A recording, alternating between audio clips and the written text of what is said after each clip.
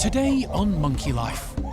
In Vietnam, black-shanked Duke monkey Peter is fitted with a new GPS collar before being released into the wild with his group. Black-shanked Dukes that we've rescued in terrible, awful conditions that are now back out in the forest where they belong. In Dorset, gibbons Kim and Tien are on the move to a temporary home while theirs is updated. They're a young couple, so hopefully they'll adapt quite well, and it won't be too long before they move back. And juicy melons for the spider monkeys. And Pumpkin can't get enough.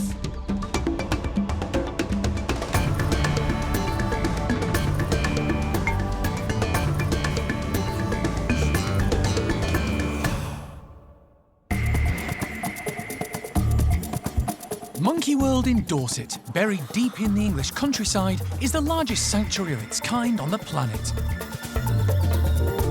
Hi, I'm Alison. The team, led by Dr. Alison Cronin, rescue and rehabilitate abused and unwanted primates from all over the world. You coming up? Good girl. The park provides a home for more than 250 primates from 24 different species.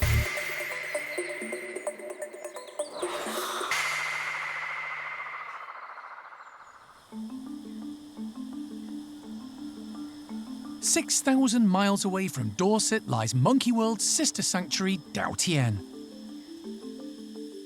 Located in southeast Vietnam, it's an island reserve in Cat Tien National Park. It's been run by Dr. Marina Kenyon along with her partner Lee Butler for the last 17 years. With both now being based back in the UK, a dedicated Vietnamese team worked to rehabilitate and release some of the country's most endangered species back into the wild. Lee has flown out to oversee some urgent renovations and improvements on the island. So unfortunately, as we can see, the concrete posts have failed. Now we're going to our new metal poles, which are stronger, and we can actually get the fence working much, much better. So yeah, a vital part in our rehabilitation for all the primates that we rescue and rehabilitate on Dao Tien. Dao Tien measures around 65 hectares. There are 5 semi-free areas where the rescued primates learn to live in the trees again as part of the final stages of their rehabilitation.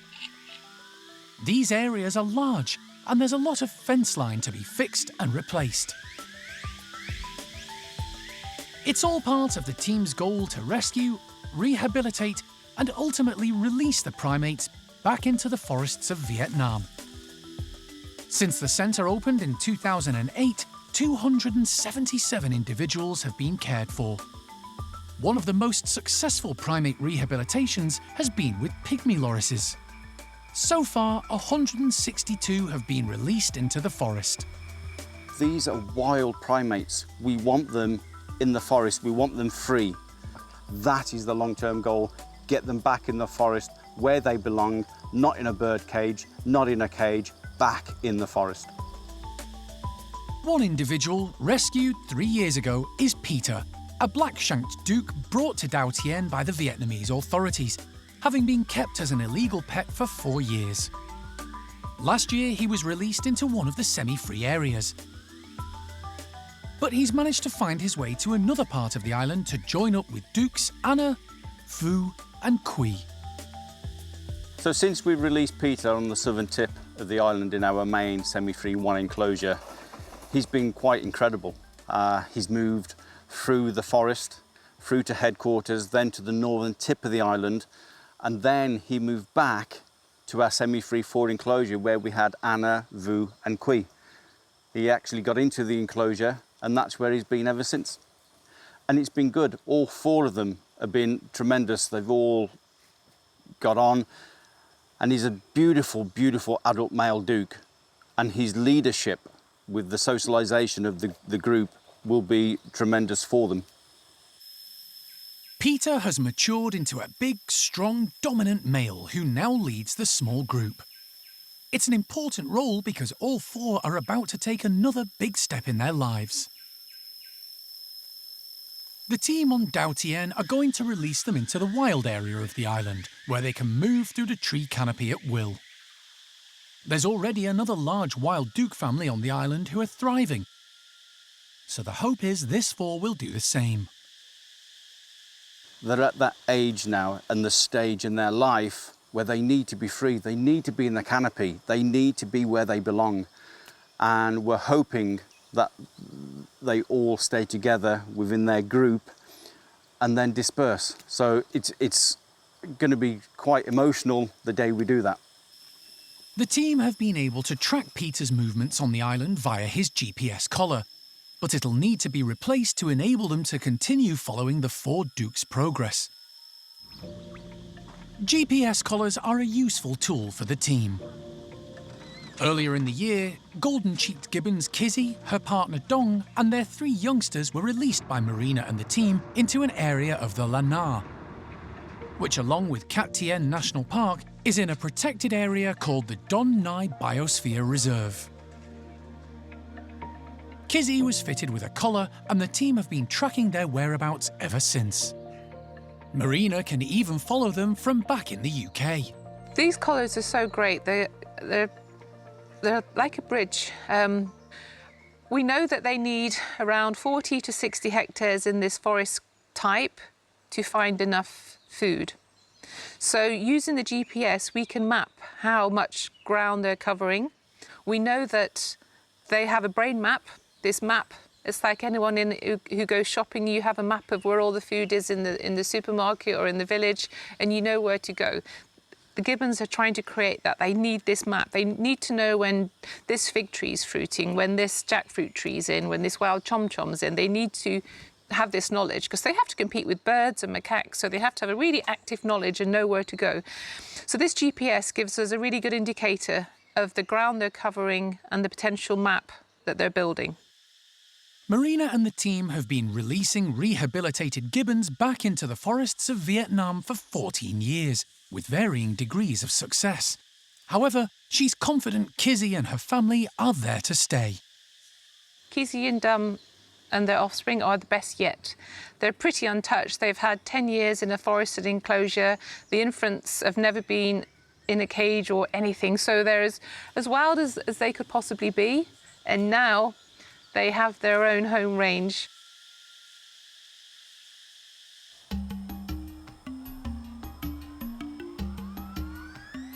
Taiwanese vet Savvy has arrived on Dao Tien to assist Lee and the team in replacing Peter's collar. She'll also give him a quick health check. All 4 dukes have been brought back into a temporary cage while Peter has the procedure. It's not straightforward. First, Lee has to dart Peter. It's not easy to be accurate and get the timing right with an animal taking evasive action. But Lee has had plenty of practice. And within a few minutes, Peter is out for the count. Savvy quickly gets to work removing the old collar and fitting the new one, all within 30 minutes. The team watch over the male duke while he recovers and comes around. Hey, dude. Peter will spend the rest of the day recovering in the safety of the enclosure.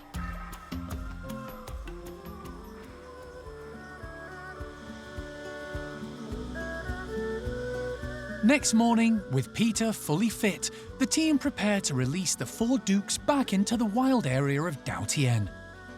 The release cage is perfectly situated, and as soon as the slide is opened, all 4 rush out.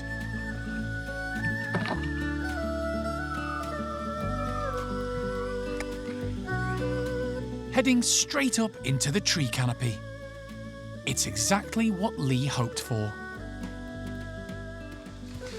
Out they've gone.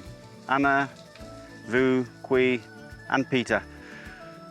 They've got the whole of Dao Tien now. In time, they will come across the wild troop that we have on here, so fingers crossed that all goes okay. So time will tell now. Let's see what they do. But another massive step for all the team, from Alice and Marina and everyone who's involved on Dao Tien. black-shanked dukes that we've rescued in terrible, awful conditions that are now back out in the forest where they belong. What else can I say? Just truly, truly amazing.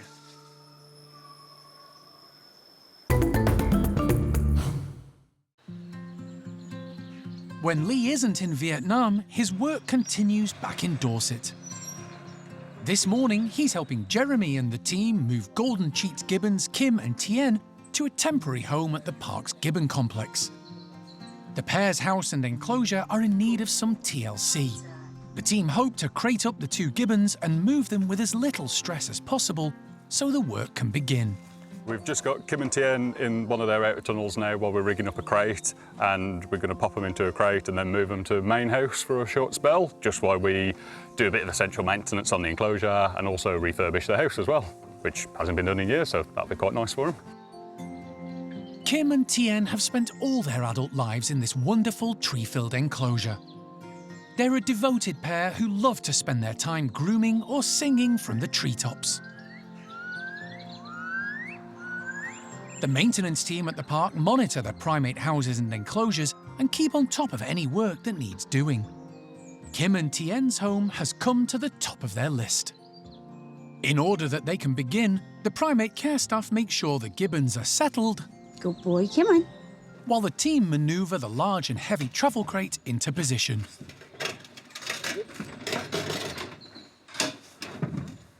They haven't had a lot of crate training, so persuading them in may not be straightforward. A little bit of gentle encouragement is needed. Go on.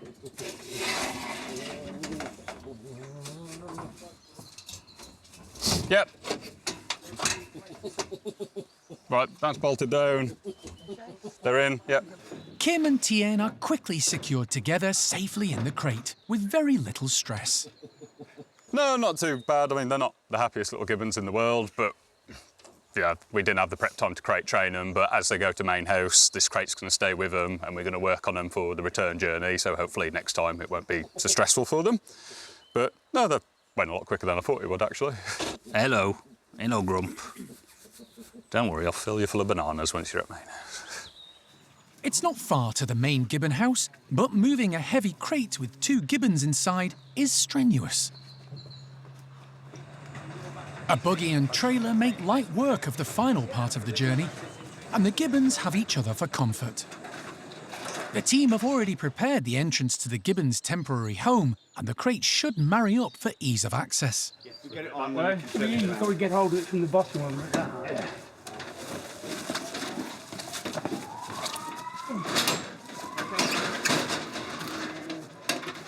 Primate care staff member Sarah is inside, ready to give Kim and Tien added reassurance. You just lift the fig up, mate. Jeremy opens up the crate. All right, it's Tien through. Kim's still hanging on in there. And she's through. Slide shut.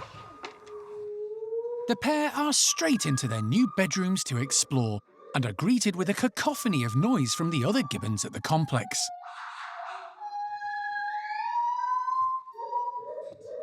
They've only actually been around gibbons when they were brought up with their parents, Jake and Zoe and Peanut and Panyo, and siblings.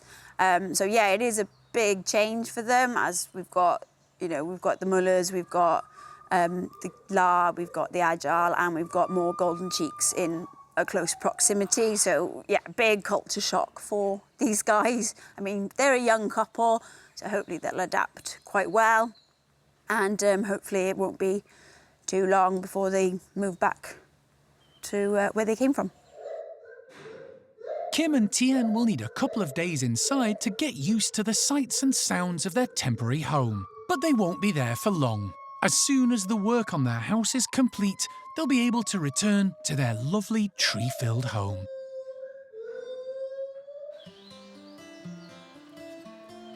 Spring is in the air and there's an abundance of blossom and flowers around the park, which many of the primates love to eat. At the Stumpy enclosure, the three macaques are in for a floral treat. The primate care staff have collected a mass of colourful camellias, complete with leaves and branches. Browse is a good source of protein and fibre, although the Stumptailed macaques aren't particularly choosy and have a reputation for devouring everything. Definitely here at the park they will attempt to eat anything they can get their hands on. They do keep us quite entertained, particularly in terms of giving them enrichment. We have to be very strict with what we give them because any cardboard material, anything like that, they will actually try and eat, so we have to be very careful. So something natural like the camellias is a great source of enrichment. The flowers and browse are placed all around the enclosure, with some up high to encourage the three to climb. The rest is in easy reach as this trio aren't getting any younger. Come on then, you lot! Oh, hello. Fiona opens up and the Stumpies head out, led by Toto, with the only female Sylvie close behind. Elderly Freddie brings up the rear. One sniff and he moves on unimpressed. Sylvie is the first to try one of the flowers and seems to like them. Encouraged, Toto decides to give them a go. In the wild, Stumpies are primarily frugivorous, meaning they favour fruit. However, they do eat lots of other vegetation, as well as hunting insects and small mammals. They're mainly terrestrial, but also spend time in the trees foraging and sleeping. Elderly Freddie is thought to be about 33 years of age. He grabs a mouthful of flowers and, despite his mature years, uses them to put on a bit of a display. He recently underwent major dental surgery and is due another visit to the vet soon. However, he's eating well and the petals are soft. Sylvie is the only female and the youngest in this small group. She appears to be the most interested in today's enrichment. At 27, she's also the most active and agile of the three and loves her food. Recently, she's suffered from digestive issues and, despite numerous medical checks, the team have yet to discover the cause. For the most part, despite her medical concerns, she is actually doing really well. She's active, she's eating, she's climbing around. Nothing really slows Sylvie down. The Stumpies may be known as grumpy and they can be quite destructive when it comes to food, but generally this trio get on well together. The large outdoor enclosure gives them all plenty of space for time on their own. But they often come together after eating for a grooming session. Life's still good for the park's ageing, ugly monkeys.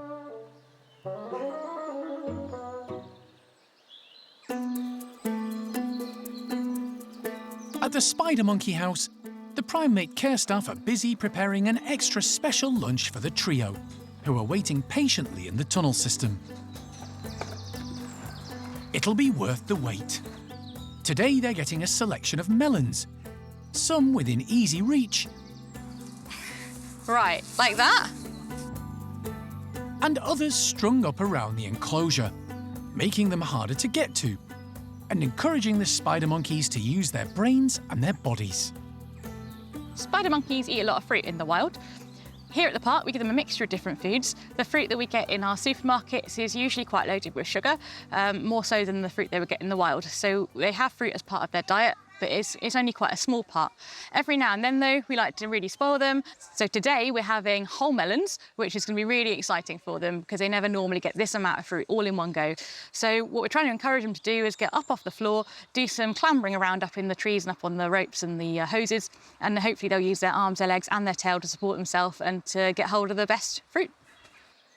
The enclosure is ready, but before the trio are released, Rachel takes the opportunity to examine their incredible tails while they're sitting in the tunnel. We don't often get a good look at the underside of the spider monkey's tails because they're usually using them to hold on to things. Each spider monkey has an individual, like a fingerprint, but a tail print on the underside of their tail on the fleshy pad they use to protect themselves when they're climbing on spiky trees.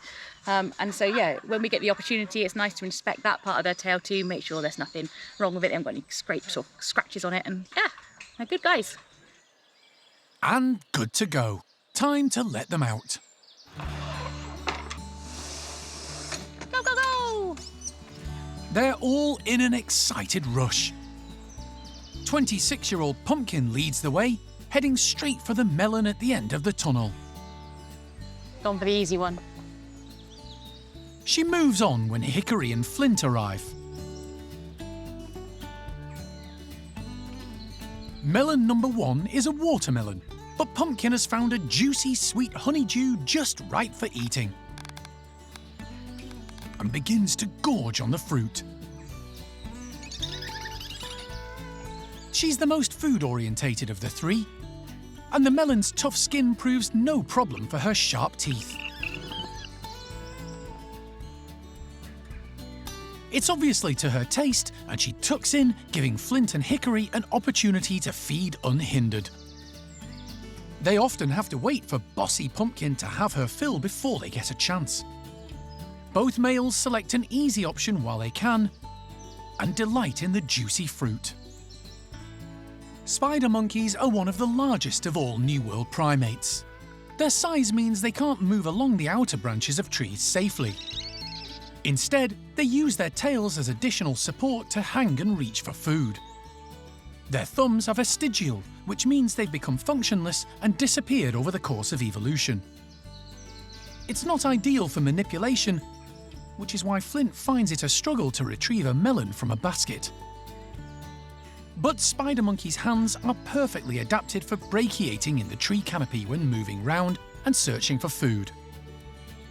It's fair to say the spider monkeys have gone for the easy options. So any melons that were easy access, the ones that were sort of freestanding, the ones that weren't hung up in too difficult a place, they went for them first.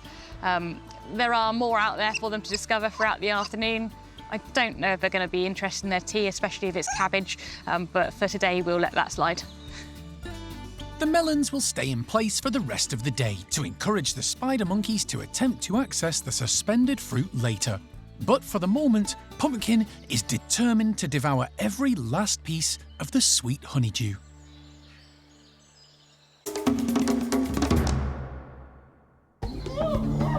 Next time on Monkey Life. Disabled chimp Chocolat has a new friend, and everyone's surprised by just who wants to be her pal. We saw Chocolat and Rodders actually trying to embrace through the mesh, and it was just really nice. And a wooden puzzle for the Woolies proves a great workout.